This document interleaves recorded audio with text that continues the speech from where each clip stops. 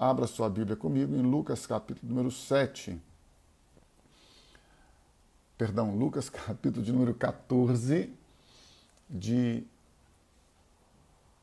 versículos... Vou ler com você o contexto que vai ficar melhor. Lucas 14, a partir do versículo 1. A gente vai ter tempo de ler e refletir. Lucas 14, de 1 a 11. Certo sábado, entrando Jesus para comer na casa de um fariseu importante, observavam-no atentamente. Eu já falei sobre isso aqui, mas é legal a gente sempre lembrar que eles convidavam Jesus com o propósito, com a ideia de ver nele, de observar algum defeito, alguma falha, alguma transgressão da lei, para que pudessem julgá-lo. É isso que eles faziam. Não acho que você que estava convidando Jesus porque ele era simpático, bonito, eles estavam querendo ouvir a palavra, não. Eles convidavam Jesus, na maioria das vezes, estes fariseus, estes mestres da lei, para ver se conseguiam colocar uma armadilha, uma cilada contra ele. Isso não mudou. Na nossa vida cristã, gente, continua assim. As pessoas, infelizmente, usadas pelo diabo, pelos espíritos malignos, muitas vezes querem nos armar, nos envergonhar, nos questionar, nos confrontar. Então eu já quero iniciar esta live de hoje dizendo o seguinte: não importa quem queira intimidar você, não importa quem queira confrontar você em relação à sua fé, com amor, com misericórdia, com compaixão, com bondade, com paciência. Mas lembre-se, nunca, jamais, em hipótese alguma, nós negaremos a nossa fé. Essas coisas para mim ficam cada dia mais claro. Eu convivo com muita gente de opiniões totalmente diversas das Escrituras Sagradas, e eu tenho a bênção, eu tenho o prazer, literalmente, de dizer que eu amo essas pessoas, que eu aceito essas pessoas, como elas querem viver, inclusive. Eu não questiono o modo de vida delas, haja vista que eu decidi viver a minha vida à luz das Escrituras Sagradas. Então, gente, que às vezes a gente quer confrontar as pessoas, quer pregar para as pessoas, infelizmente, de uma forma que não é o princípio cristão. Porque o princípio cristão é o amor, o princípio cristão é a aceitação, o princípio cristão é a compaixão, é a misericórdia, é a graça, jamais a condenação, o juízo, e muito menos a imposição. Você e eu não podemos querer que ninguém receba da nossa parte a revelação, a convicção e que tome a decisão de crer como nós cremos. De forma alguma, isso é absurdo. Você decidiu crer em Jesus, você decidiu seguir a Bíblia. Isso é muito bom para você, mas respeite os que pensam diferente, os que não querem. Isso é problema de cada um. Agora, quando querem a minha posição, eu preciso esclarecer que esta está baseada no que eu decidi viver à luz das Escrituras Sagradas. Eu não tenho nada contra quem quer viver a vida do jeito que quer viver. Pelo amor de Deus, pessoal, vamos respeitar as pessoas. O livre-arbítrio, a decisão espontânea, livre, é de cada um, foi Deus quem deu. Então você e eu decidimos crer na Bíblia. Então quando as pessoas perguntam assim, o que você acha disso? Ora, hoje na minha vida, eu já vou fazer 55 anos, gente. Já virei os 50. Depois de 50, quem está aqui me assistindo, me ouvindo, e sabe, depois de 50 muita coisa muda. Não quero polêmica, não quero discussão, não quero bate-boca. Eu respondo da seguinte forma: o que você acha? Eu vejo, à luz das Escrituras Sagradas, isso, isso, isso. Ah, mas eu não penso assim. Ótimo. Você crê na Bíblia? Não. Então, o que eu vou discutir com a pessoa? Então, estes fariseus, estes mestres da lei, eles tentavam intimidar Jesus, eles tentavam usar as Escrituras, e aqui não é diferente, você vai ver a circunstância. Convidaram Jesus para, está falando na Bíblia aqui, ir lá na casa do cara comer, fariseu. À frente de Jesus estava um homem doente, com o corpo inchado, todo cheio de hematomas, inchados, é uma doença. Aí Jesus perguntou aos fariseus e aos peritos da lei, está tudo lá, né, gente, misturado. É permitido ou não curar no sábado? Obviamente, eles sabiam que não. O sábado, segundo a lei mosaica, é o dia do descanso.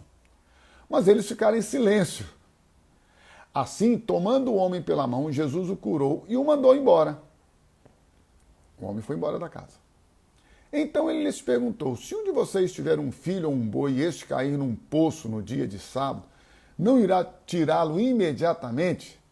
Ora, aqui Jesus pegou os caras dos dois lados, né? A questão do amor, do afeto, da afeição, do sentimento, e o lado do bolso, do financeiro. Então o boi caiu no buraco financeiro, vai perder a grana. Você vai tirá-lo ou não vai tirá-lo do poço?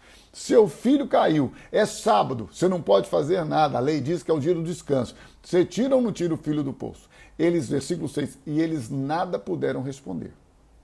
Aí Jesus continua na casa, quando notou como os convidados escolhiam os lugares de honra à mesa, Jesus lhes contou esta parábola. Parábola é uma história, gente, parábola é algo criado.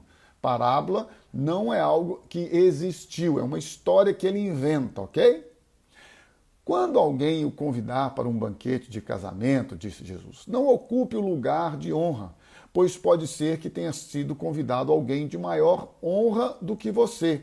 Só para você entender, na maioria das circunstâncias, as mesas nestes salões de banquete, ou elas eram já em uma estrutura tipo um U, ou elas eram, estas mesas, feitas, montadas em U.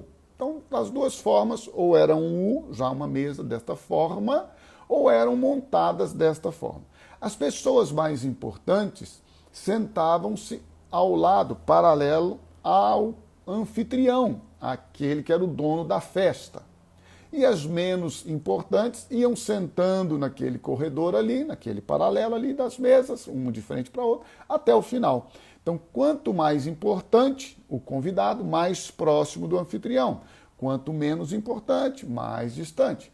Então, Jesus diz, quando alguém o convidar para um banquete de casamento, não ocupe o lugar de honra, não vá chegando e indo lá sentando, pois pode ser que tenha sido convidado alguém de maior honra do que você. Se for assim, aquele que convidou os dois, você e o outro, ele vai dizer para você, olha, você sentou aqui, mas este lugar não é seu, dê o lugar a este meu convidado. Então, humilhado, envergonhado, você imagina uma mesa cheia de gente, alguém chega e fala, dá licença, aqui não é seu lugar? Você precisará ocupar o lugar menos importante. O cara vai dizer, você está vendo aquela cadeirinha lá no final? Aquela que é sua. Mas quando você for convidado, disse Jesus, ocupe o lugar menos importante, senta na beiradinha lá. De forma que quando vier aquele que o convidou, diga-lhe, amigo, passe para um lugar mais importante.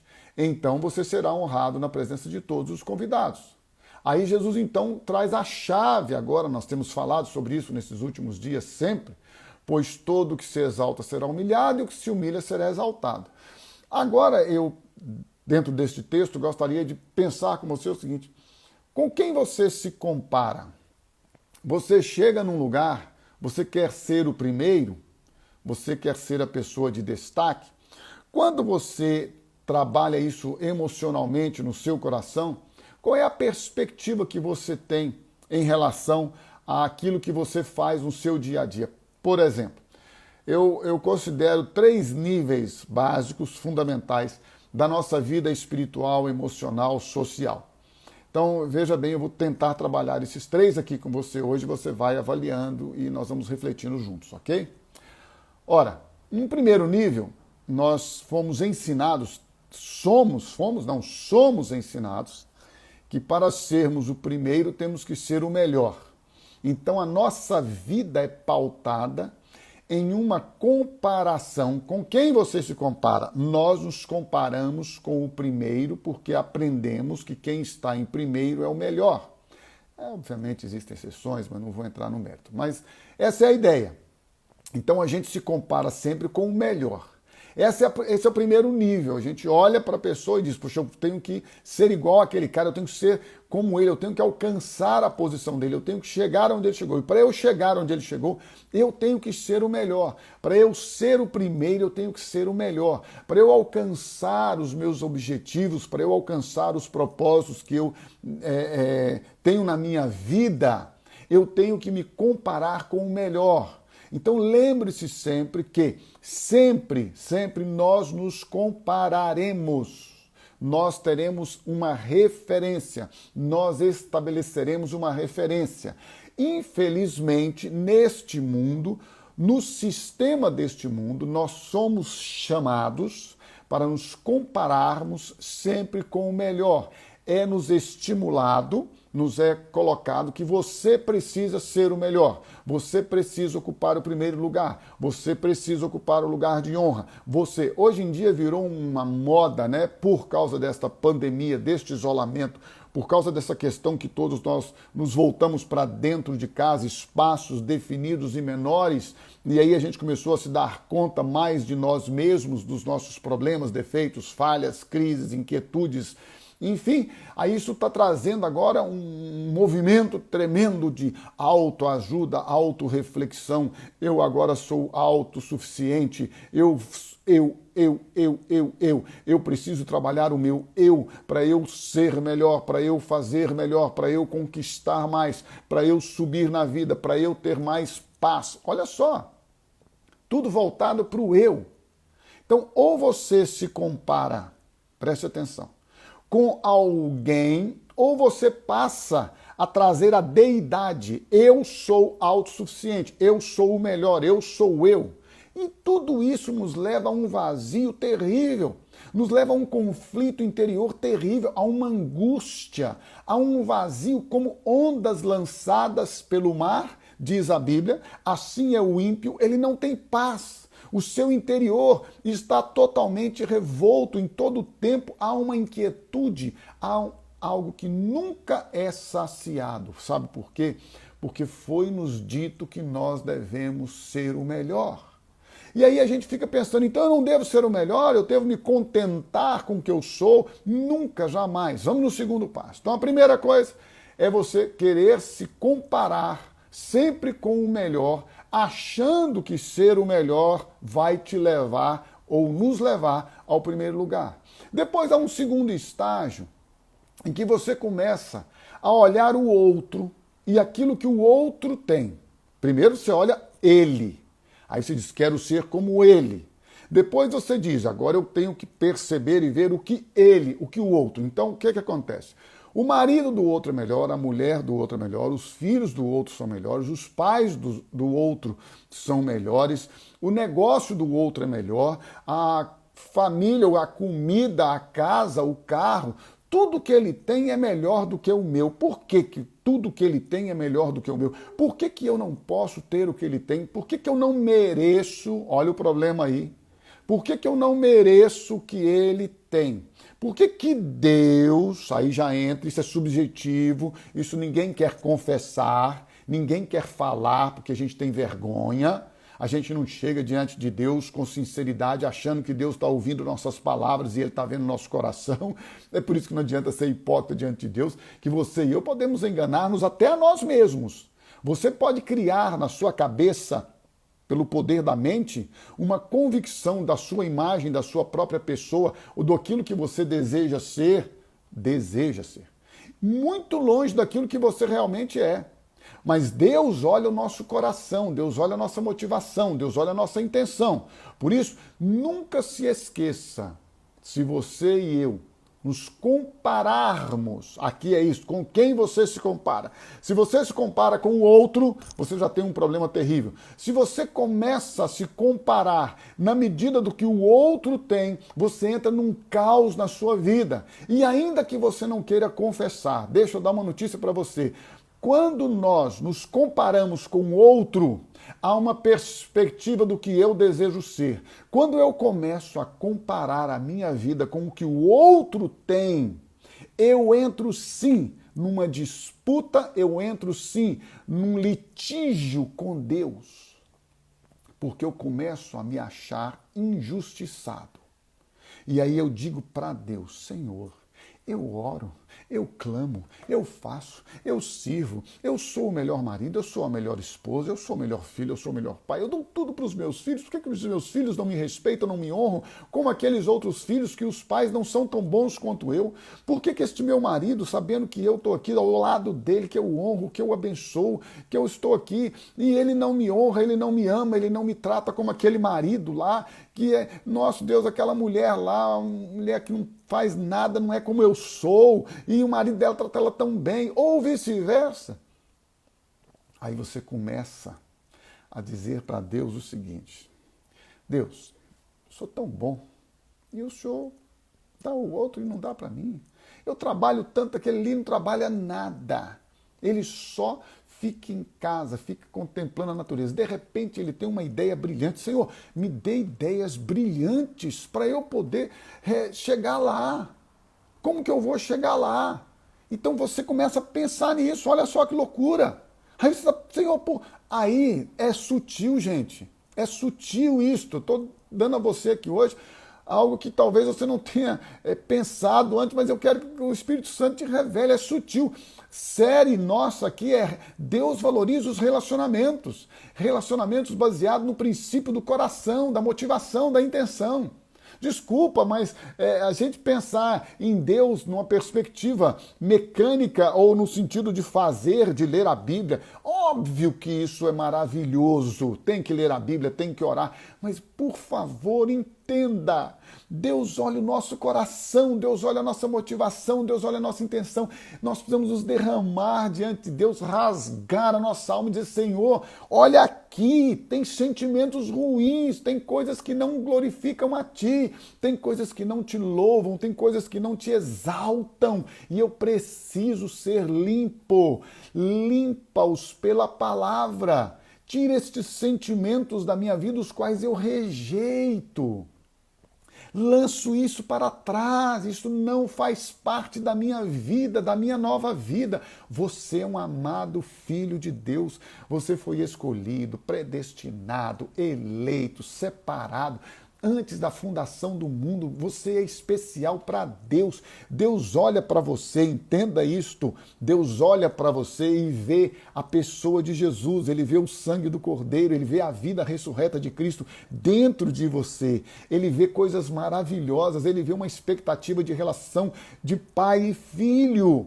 Ele não vê de consumidor e de provedor e de fornecedor, não. Meu irmão e minha irmã, reino de Deus não é dividido em prateleiras que você vai subindo os degraus espirituais na sua vida, vai sendo mais espiritual, vai conhecendo mais a Bíblia, vai fazendo isso e aquilo outro, e de repente você está numa posição melhor e você pode alcançar os melhores produtos que estão no alto da prateleira. Não, você e eu devemos entender claramente que quanto mais nos humilharmos, seremos exaltados. Quanto mais deixarmos de existir, Ele crescerá. Quanto mais a nossa vida não tiver valor humano, terreno para nós, mais a glória dele fluirá. E quanto mais a glória dele fluir, mais supridos, satisfeitos, realizados e providos nós seremos. Com quem você se compara? Com aquele que você julga ser o melhor e que está em primeiro? Com quem você se compara? Você se compara em relação ao outro ou em relação às coisas que o outro tem? Você se compara com o sistema deste mundo? Você olha ao seu entorno e acha que você deveria estar num lugar melhor? Deixa eu dar uma notícia para você. Vamos aprender com Jesus. Ele diz assim, olha, escolha o lugar de menor destaque. Escolha não ser honrado. Escolha não ser citado. Escolha não ser destacado. Escolha ser o primeiro na perspectiva de Jesus. E na perspectiva de Jesus, aquele que quiser ser o primeiro deve ser o primeiro a servir. O reino de Deus não é um reino para ser servido. O reino de Deus é um reino para servir. quando você se dispõe a servir, quando você se dispõe a abençoar, quando você se dispõe a doar a sua vida, a sua história, quando você se dispõe a doar tudo aquilo que você é, tudo aquilo que Deus te deu, quando você se dispõe a amar as pessoas e a servir, você começa a olhar, preste atenção, para Jesus. Então deixa eu lhe dar uma notícia. Se você se compara com qualquer outro que não com Jesus, infelizmente, o seu, o meu, o nosso destino vai caminhar para a derrota, vai caminhar para o fracasso, vai caminhar para a humilhação terrena, social, humana. Se você quer ser exaltado, eu quero ser exaltado. Deixa eu dar uma notícia para você. Não tem falsa humildade nem hipocrisia de humildade aqui não. Ó, gente, eu falo com vocês, eu quero ser grande, eu quero ser próspero, eu quero ser abençoado, eu quero ter uma igreja com milhares de pessoas salvas, transformadas, eu quero alcançar o maior número possível de pessoas. Eu estou fazendo esse negócio aqui que eu já não sei mais para onde eu olho, eu faço YouTube, eu faço Instagram, se colocar uma câmera aqui do Facebook eu faço, colocar outra aqui, não sei quem, eu vou fazendo, vou ficar tudo doido aqui, assim, olhando para um monte de lugar. Eu vou pregar o evangelho, anunciar a palavra, o amor de Deus para o maior número possível de almas. Esta é a minha intenção, minha motivação. Sim, Senhor, eu quero crescer, eu quero uma igreja que tenha recursos financeiros abundantes para abençoar, para servir, para amar as pessoas no sentido de prover as suas necessidades. Mas sabe, tudo isto para a glória de Deus. Tudo isso para que Ele cresça e eu diminua. Convém que Ele seja o destaque e eu desapareça. Convém que em todo tempo eu esteja crucificado com Ele e que Ele viva a vida dele ressurreta em mim, dentro de mim e através de mim. Não para a minha glória, mas para a glória dele, para que as pessoas sejam abençoadas, para que as pessoas sejam alcançadas, para que as pessoas sejam curadas.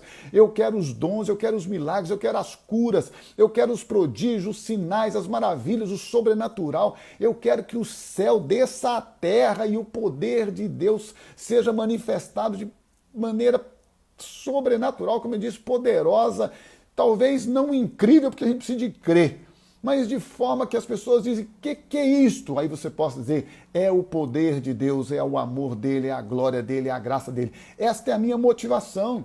A minha motivação é que em todo tempo Deus trate o meu coração, Deus veja qualquer área na minha vida que não glorifica ele, tira. Qualquer área de orgulho, qualquer área de destaque, que Deus tire, que Deus me limpe, que Deus me livre disso, é a minha oração. Você acha que o diabo não vem tentar a gente toda hora? Você acha que o diabo não vem lançar dardos inflamados do maligno na nossa mente toda hora? Dizendo que você não é a pessoa que você poderia ser, dizendo que você poderia ser melhor, dizendo que você é injustiçado, dizendo que você não é valorizado. Deixa eu dar uma notícia para você. A melhor coisa que existe neste mundo é você ter um coração tão derramado diante de Deus, tão rasgado diante dele, nas suas emoções, nos seus sentimentos, no seu interior, que você possa reconhecer que nada mais tem valor na sua vida, senão a vontade soberana de Deus estabelecida, porque ela e somente ela é boa, agradável e perfeita. Não importa o que eu sinto, não importa o que eu pense, não importa o que eu ache, nada disto tem valor para Deus e para o reino de Deus. Deus em todo tempo, Ele olha para você, Ele olha para mim e Ele vê a você e a mim cobertos pelo sangue do Cordeiro. Ele olha para você, ele olha para mim e ele vê a vida do filho dele, o sacrifício do filho dele. Então não importa se as pessoas nos valorizam, não importa se as pessoas nos ou pensam, nos julguem, achando que nós estamos bem-sucedidos ou não, que nós somos aprovados ou reprovados, que nós somos aceitos ou rejeitados. Deixa eu lhe dar uma notícia, meu irmão e minha irmã. Nós devemos querer sempre, em todo tempo, que a nossa vida seja o reflexo, que a nossa vida seja o reflexo da vida de Cristo. Eu não tenho que me comparar com ninguém. Ora, veja bem, gente, eu sou pastor. Aí as pessoas olham e me dizem, você é pastor há quantos anos?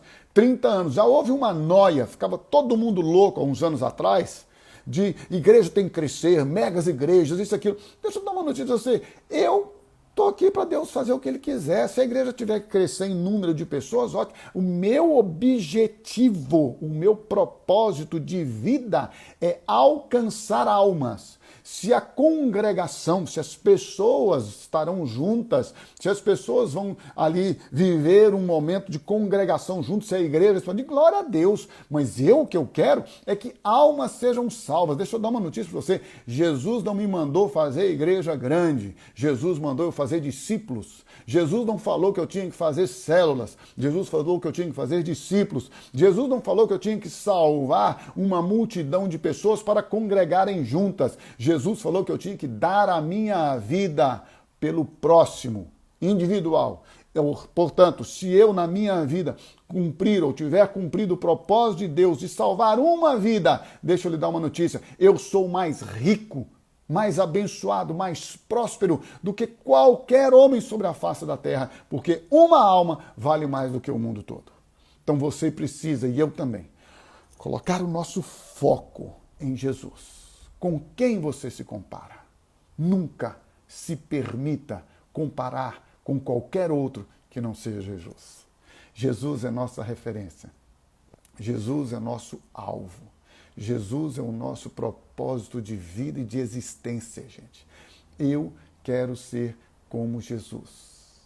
Eu quero ser como Jesus. Que Jesus nos conduza. Que o Espírito Santo nos conduza. Que o Espírito Santo nos guie para entendermos esta dimensão de que não é a aprovação, o valor, o que as pessoas julgam de mim. Não, eu não quero ter destaque. E se o desejar, eu quero que Deus me livre e me dê capacidade para trabalhar isto. Eu não quero ter honra nem sentar ao primeiro lugar. E se o desejar, preste atenção, meu irmão e minha irmã, que o Espírito Santo te mostre isso. Eu não estou dizendo que você não possa ser o melhor no que você faz, que você não possa ocupar o primeiro lugar, que você não possa ter o destaque de honra.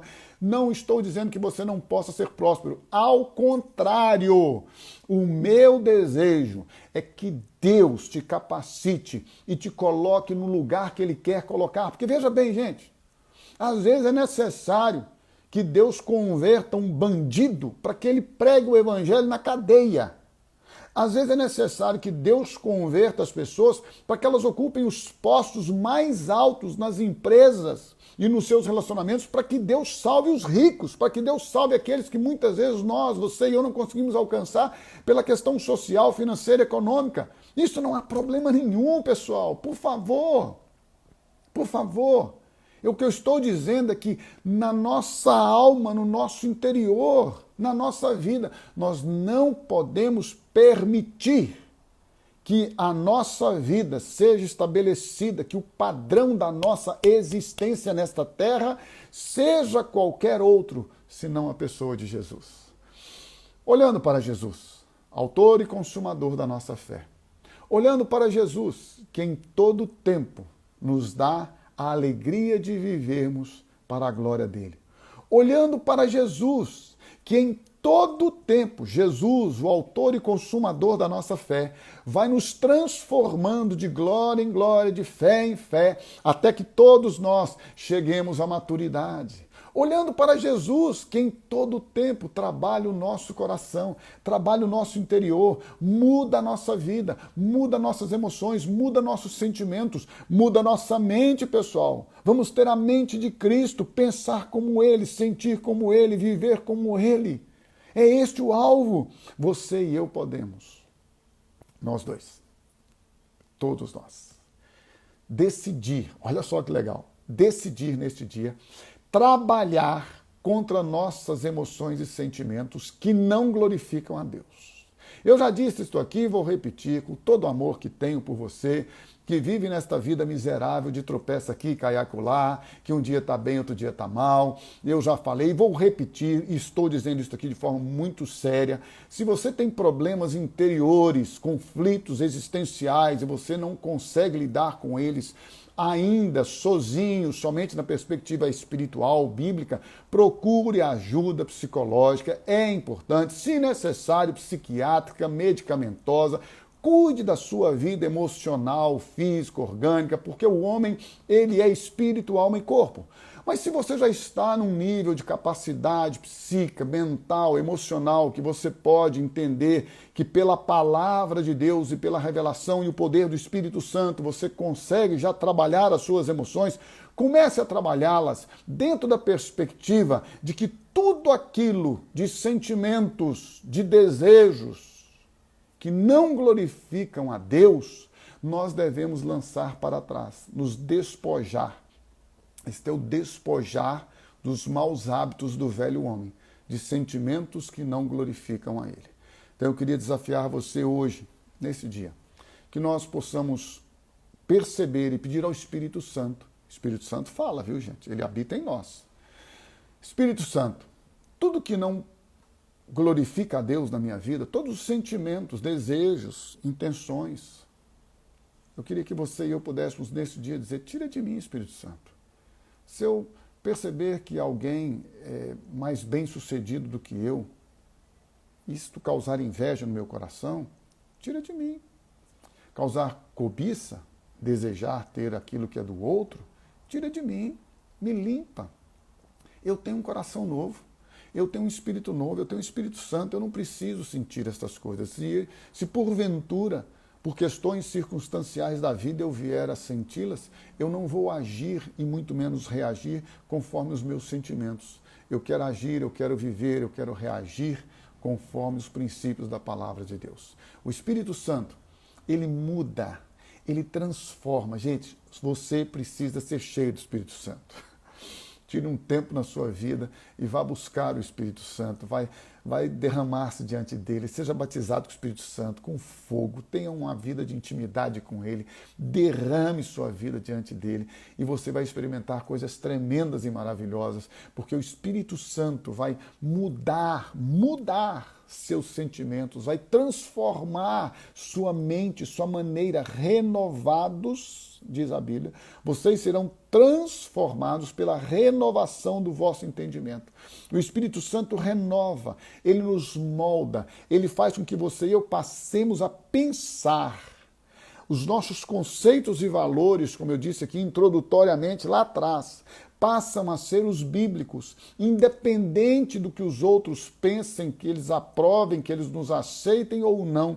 A nossa vida passa a ser guiada, sustentada, fortalecida, firmada na palavra de Deus. E a palavra de Deus declara para você e para mim que Jesus nos libertou do pecado, que ele morreu naquela cruz, e quando ele morreu naquela cruz, ele nos crucificou juntamente com ele.